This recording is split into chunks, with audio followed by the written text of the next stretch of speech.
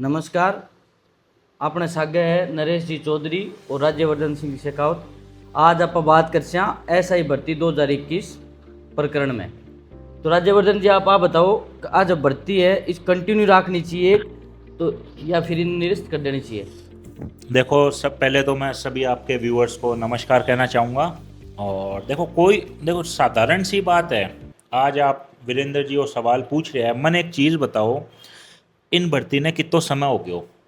इन भर्ती ने हो गया 2 सालों ऊपर। बिल्कुल। भाई रिजल्ट आया 2 सालों ऊपर हो गया। बिंगे रिजल्ट अक्टूबर 23 में लगभग आ गयो, भाई ज्वाइनिंग मिल गई सबने। बिंगे बाद में आ गई भाजपा सरकार, आ गई आपके 2-4 महीना बाद में, 4 महीना बाद में भाजपा सरकार आ गई। तो बिंग बहादुर अब तक हो गया समय 1.5 साल। तो 1.5 साल अगर सरकार सो रही थी और अब वो डिसीज़न लेती है कि भाई साहब हम रद्द करते हैं, तो आप एक चीज़ बताओ, जो उसमें ईमानदार बच्चे हैं, मैं तो कह रहा हूँ आज एक भी ईमानदार बच्चा है, सिर्फ एक ही है उसमें, तो ठीक है। ठीक है। तो उसके साथ अन्याय नहीं है क्या? और बिल्कुल। बहुत बहुत बड़ा अन्याय है। बहुत फैमिली की सिचुएशन, चीज़ें, एज फैक्टर भी है, बहुत चीज़ें ऐसी होती है, वापस वो तैयारी करना, चीज़ें होना पॉसिबल नहीं हो पाता है। तो ये क्या है, आज अगर ये सरकार ये फैसला भी लेती है, भाई साहब अब देखो सरकार में तो अपन से बड़े लोग हैं, वो क्या सोच समझ के लेंगे, वो उनका डिसीज़न है। बट मेरे हिसाब से अगर ये सरकार वो डिसीज़न लेती है तो ये उस लिहाज से सही नहीं है। ये डिसीज़न जब ये सरकार बनी थी, सरकार फॉर्म हुई थी, तो उसके 2 से 3 महीने के अंदर ये सरकार डिसीज़न ले सकती थी। इतना इम्पोर्टेंट मुद्दा था। सरकार है किसके लिए? सरकार जनता के लिए है। बिल्कुल। तो आप जनता के लिए जब स्टार्टिंग के 2 महीने 3 महीने में डिसीजन आप नहीं सोच पाए, तो आज किस हक से आप ये इसको रिजेक्ट करते हो या वो करते हो? चलो, हक तो उनके पास है, हक अपने पास भी नहीं है। बट ये इतना बड़े, आप ये बताइए अन्याय है कि नहीं है? 1.5 साल क्या किया सरकार ने? 1.5 साल ये समय क्यों लिया? मैं तो यही कह रहा हूँ, अगर रद्द होनी थी, मैं मानता हूँ कि चलिए रद्द होनी थी, चलो ये भी बात आपकी मान ली। बट ये उसी समय डिसीजन लिया नहीं जा सकता था क्या? सरकार बन चुकी थी, बिल्कुल बन चुकी थी। सारे पदाधिकारी बन चुके थे, बिल्कुल। ब्यूरोक्रेसी लॉबी सेट हो चुकी थी। तो बिल्कुल। फिर तो उसमें 1.5 साल का ये समय अब क्यों लिया जा रहा है? कोई पॉलिटिकल पार्टी का प्रेशर आ रहा है, उस प्रेशर में सरकार को क्यों केव इन होना पड़ रहा है? सरकार अपना डिसीजन ले भैया, और डिसीजन उनको ध्यान में रखते हुए ले कि आज अगर एक भी ईमानदार उसमें बच्चा है तो उसके फेवर में ले डिसीजन। उसकी वजह से भाई साहब बाकी बेईमानों की वजह से एक ईमानदार क्यों भुगते? ये तो फिर वो बात हो गई ना कि हर पेपर में जो बेईमानी होगी तो फिर सारे ईमानदार भी उसमें पकड़े जाएंगे या फंस बिल्कुल। बिल्कुल। जाएंगे। फिर क्या क्या तुक क्या रह जाएगा? बिल्कुल। अब नरेश जी आप ये बताओ कि सरकार के दोनों तरफ प्रेशर है।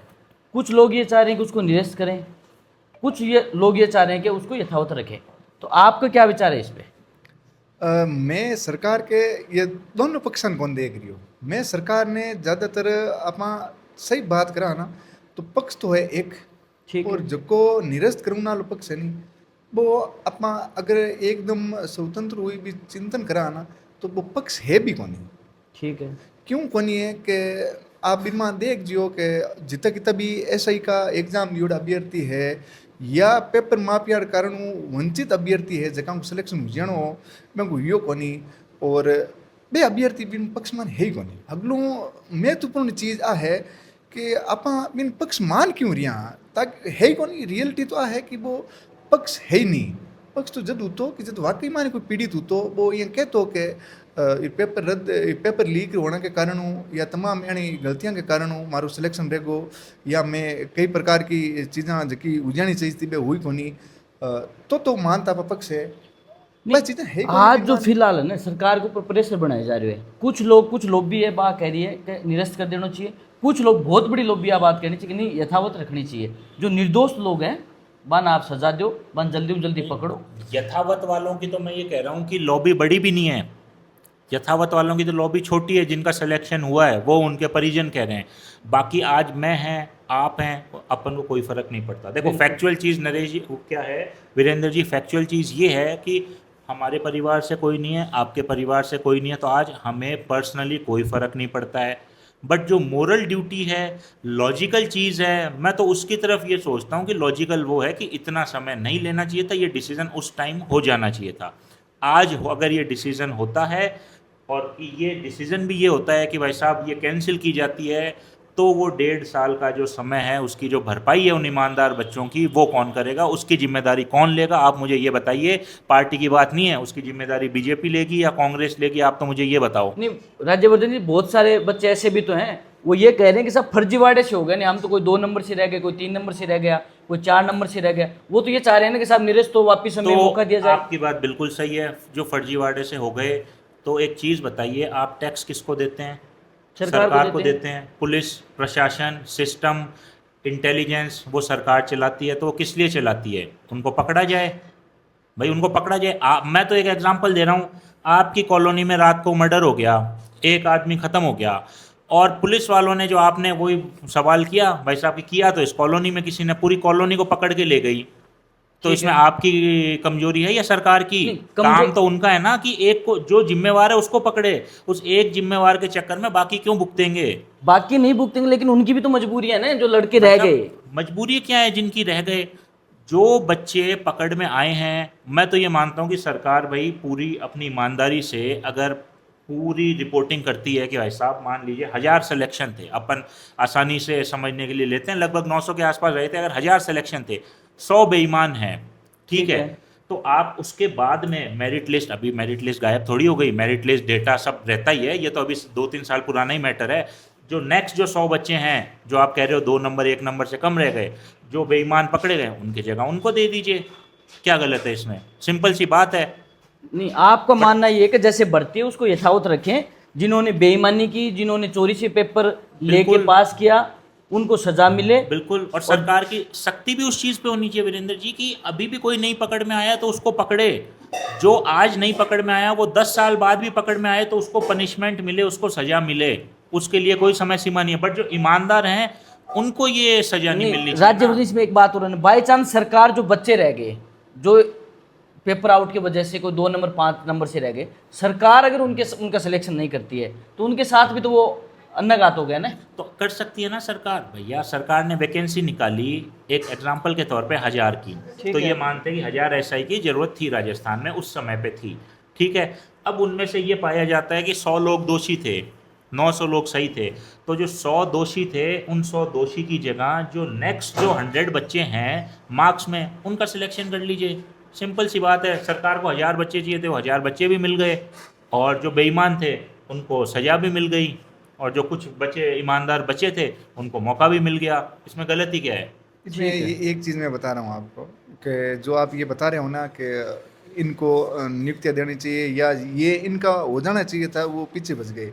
इन्होंने कोर्ट में वाक़ई रीट लगाई है और वो ये चाह रहे हैं कि भाई इनका पृथक्करण करके इनको बाहर निकालो और इनकी जगह हम आ रहे हैं। और सरकार इस पर भी काम कर रही है कि भाई पृथक्करण कर कुरा कर और जो भी वंचित रह गए उन्हें वेटिंग लिस्ट के थ्रू एंट्री करवा दी। देखिए क्या है, मैं बताऊं वीरेंद्र जी, सबसे बड़ी चीज़ मतलब इस मुद्दे में ये मान सकता हूँ कि आज जो मुख्यमंत्री जी बने हैं राजस्थान के, मैं अपने पर्सनल जो मैं सोचता हूँ, ठीक है, ठीक है। ये सोचता हूँ कि बीजेपी ने उनको इसलिए बनाया है कि भाई मेहनत वाले आदमी हैं, ईमानदार आदमी हैं, क्योंकि फर्स्ट टाइम एमएलए को सीएम बनाना बहुत ज़्यादा बड़ी बात है, तो वो मेहनती हैं, ईमानदार है, इसीलिए ही बनाया है। और इसीलिए उन्होंने उनकी सरकार में ही अभी इतनी इंक्वायरियाँ हुई है, पिछली सरकार में ये चीज़ हुई भी नहीं थी। बिल्कुल, पिछली बिल्कुल। सरकार में तो कई अधिकारी दोषी पाए गए थे, तो इन्हीं की सरकार में ये इंक्वायरियाँ हुई है। ठीक तो है। मैं ये मानता हूँ ये इंक्वायरियाँ हुई होगी, निष्पक्ष हुई होगी, इसमें कम से बिल्कुल। कम सरकार ने तो कोई गलत इंक्वायरी या कोई गलत नहीं करवाई होगी। ठीक है। तो जो उसमें अब सामने आए हैं वही दोषी हैं। अब बाकी बच्चों को कैसे अपन दोषी मान ले? अगर सभी को दोषी मानने लगेंगे तो भाई साहब एक खून के चक्कर में पूरा शहर जेल जाए, ये कौन सा न्याय ये हुआ? तो फिर जो बच्चे जो 1.5 साल से 2 साल से हैं, जिनका सिलेक्शन हो रखा है, जो ईमानदारी से पढ़ के आए, उनके साथ बहुत बड़ा अन्याय हो जाएगा। बहुत बहुत बड़ा हो जाएगा भाई साहब, बहुत बड़ा हो जाएगा। बहुत परिवार ऐसे हैं, मैं अभी कुछ दिन पहले 2-3 दिन पहले ही वो रैली हुई थी, उसमें मैं देख रहा था बहुत ऐसे परिवार हैं जो पूरे डिपेंडेंट हैं। एक बहन उसने अपना भाषण दिया, उसने बोला हमारे पिताजी नहीं है, हम 4 बहनें, 4 या शायद 5 बहनें थी, और हमारा भाई हमारा सब खर्चा चला रहा है, वो बना है आज। तो इतने अरमान से उन्होंने मेहनत आस करी, भाई वो बने। उनके साथ ऐसे कई अनेक परिवार हैं। कोई भाई साहब सीधी सी बात है, एसआई भर्ती परीक्षा, तो ये तो आप भी जानते हैं, मैं भी जानता हूँ कि कोई बहुत पैसे वाला आदमी तो इसमें है नहीं। बिल्कुल बिल्कुल बिल्कुल। ज़रूरतमंद है सारे, बिल्कुल ज़रूरत है, या फिर अपने गोल के प्रति, एम के प्रति मेहनत कश आदमी है। मेहनत करके आए हैं। अब इसमें क्या है कि पहले तो एसओजी की जांच कंप्लीट होनी चाहिए। अभी है। जो अपन यहाँ बैठ कर देख रहे हैं ना, वो है प्रोसेसिंग जांच, ठीक है। इन्वेस्टिगेशन। ये इनकम्प्लीट प्रोसेसिंग इन्वेस्टिगेशन है। जिस दिन ये कंप्लीट इन्वेस्टिगेशन हो जाएगी ना, उस दिन पता लगेगा कि पेपर कैसे आया, ठीक है। किस प्रकार आया, इनमें कितने लोग सम्मिलित है, कैसे गैंग काम कर रही है, किसने इनकी मदद की है, किन किन ने पेपर खरीदा है।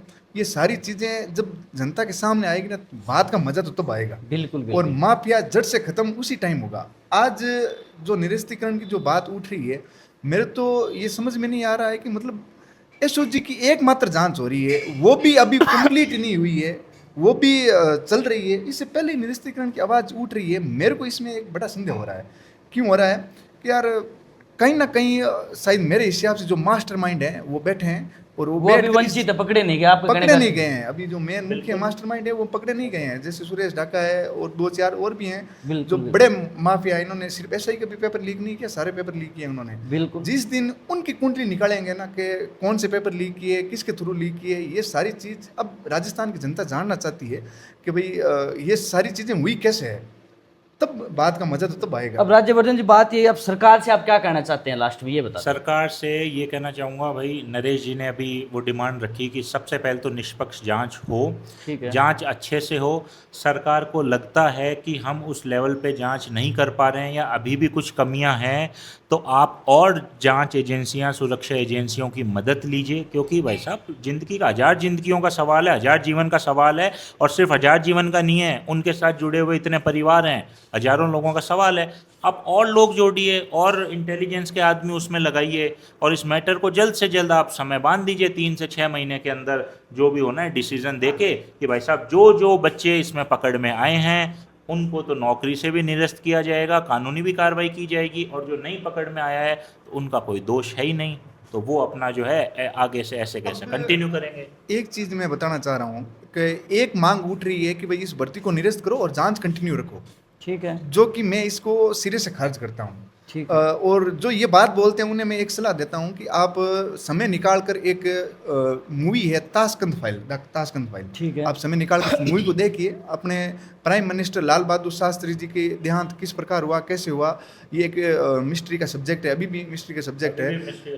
पर उनकी मृत्यु के बाद में, होने के बाद में अभी भी जांच में लिपापोती हो रही है। अभी हमें किसी को भी नहीं पता कि उनकी मृत्यु, उनकी देहांत हुआ कैसे है, नहीं पता। हमारे लिए मिस्ट्री है, कैसे भारत का प्राइम मिनिस्टर मर गया, किस प्रकार उनकी हत्या की गई है, ये सारा के सारा एक मतलब मिस्ट्री, एक सब्जेक्ट है। उसी प्रकार से इस जांच में है। अगर ये जांच अब भर्ती निरस्त करने के बाद जांच कंटिन्यू रहती है तो 101% यही होगा कि फिर इसमें जांच की लिपापोती होगी, कर कुरा कर फाइलों को बंद करके फेंक देंगे किसी कोने में। जो ये भर्ती कंटिन्यू रहती है और जांच चलती रहती है ना, फिर सामने आएंगे अपने पास कौन समाज का गद्दार है, किसने इतने युवाओं के साथ खिलवाड़ किया, और इसका ट्रीटमेंट, इलाज होने के बाद फिर युवा सिक्योर है। अभी जो भर्ती निरस्त हो जाएगी तो क्या पता आने वाले टाइम फिर ये गैंग सक्रिय नहीं होगी वापस। बिल्कुल बिल्कुल सही बात है। और मेरे को तो ये लग रहा है कि जो कोई भी इस भर्ती को निरस्तीकरण करने के लिए अगर मांग उठा रहा है, कहीं ना कहीं इस नियतन में उनका भी हाथ है। मेरे को लग रहा है जांच एजेंसी उसने भी महीने 2 महीने बाद में उन तक ही पहुंचने वाली है। ठीक है। हाँ बिल्कुल, ये बात जो नरेश जी की है सोचने काबिल है कि भाई साहब, अगर सरकार निरस्त ही कर देती है तो फिर जांच का मतलब ही क्यों है, जांच करवानी क्यों है, जांच का ढोंग ही क्यों निरस्त करना करो है। तो पहले दिन से ही कर देते आप। पहले से हो जाती, निरस्त हो गई, बात ही खत्म। अब जांच की क्या बिल्कुल, जरूरत है। उसमें तो ईमानदार बेईमान जो भी थे अब सब निकल गए, वापस से पेपर हो, निष्पक्ष पेपर होगा और वापस से आ ही जाएगा। ठीक। अब तो ये होना चाहिए कि मतलब न्याय वाला आदमी ये मांग रहा है कि मेरे को न्याय मिलना चाहिए, राजस्थान की जनता ये मांग रही चाहिए कि हमें पता लगना चाहिए कि वाकई में ये कौन है, कैसे हैं, और उनका भी लाखों करोड़ों युवाओं का भविष्य है इसमें। तो ये चीज़ अब सामने आए जांच में। मैं तो एसओजी क्यों, सीबीआई भी आनी चाहिए, ईडी भी आनी चाहिए, सारी जांच एजेंसी आकर इनका पर्दाफाश करना चाहिए। सबसे बड़ी चीज़ मुझे ये लगती है वीरेंद्र जी कि आज जो भाई राजस्थान में मुख्यमंत्री हैं, मुख्यमंत्री की बात अपन करेंगे तो आम परिवार से आते हैं, ये हम सबको ही पता है। बिल्कुल, बिल्कुल। हम में से आपस में से ही कोई उठे हुए आदमी आते हैं, ये हम सबको पता है। तो वो उनकी छवि देखते हुए, जिस वजह से बीजेपी ने उनको बनाया, उनकी ईमानदार छवि, ईमानदारी की जो छवि है, आम जनता से जुड़ने की छवि है, उस वजह से ही बीजेपी ने भी हमें तो यही बताया कि इस वजह से ही हमने बनाया है। तो उस हिसाब से अपन भी ये सोच सकते हैं, थोड़ा विश्वास जता सकते हैं कि वो डिसीजन भी उस हिसाब से लेंगे कि जो निर्दोष हैं उनके साथ उनको अन्याय नहीं है। अन्याय ना हो उनके साथ, और जो दोषी हैं वो बख्शे उन्हें नहीं सख्त से सख्त सजा दी जाए।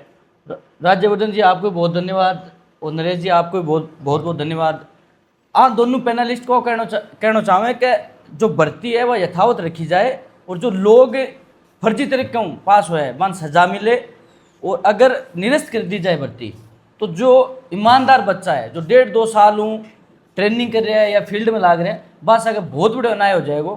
और ऐ सरकार वही निवेदन करें कि भर्ती ने है वह यथावत रखो और आपकी जांच भी साथ में चालू रखो। बिल्कुल जांच में तो जितो जोर हुए भी तो लगाना चाहिए। धन्यवाद राज्यवर्धन जी और नरेश जी। आभार आभार सर।